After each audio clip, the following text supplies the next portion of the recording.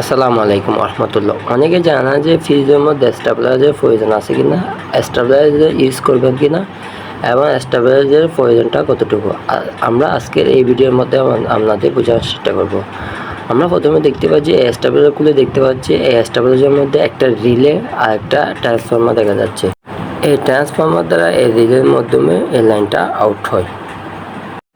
এই ট্রান্সফরমার কাজটা হচ্ছে যে ভোল্টেজকে নিয়ন্ত্রণ করা। আপনার বাসায় যদি 220 ভোল্টের অধিক পরিমাণ কারেন্ট প্রবাহিত হয়, তখন এই ট্রান্সফরমার কী করবে, আপনার ফ্রিজের মধ্যে 220 ভোল্টের কারেন্ট প্রবাহিত করবে। আর 220 ভোল্টের কম যদি দিয়ে থাকে, তাহলে এই ট্রান্সফরমার কী করবে, 220 ভোল্ট ফ্রিজের মধ্যে কারেন্ট প্রবাহিত করবে। এই স্টেবিলাইজারের কাজটা হচ্ছে যে আপনার ফ্রিজের মধ্যে সবসময় 220 ভোল্ট কারেন্ট প্রবাহিত করা। আমরা জানি যে আমাদের বাসা বাড়িতে সবসময় ভোল্টেজ আপ ডাউন করে, তখন আমাদের ফ্রিজের মধ্যে স্টেবিলাইজার না থাকার কারণে ফ্রিজগুলো অতি দ্রুত সময় নষ্ট হয়ে যায়। তাই স্টেবিলাইজার লাগানোটা জরুরি।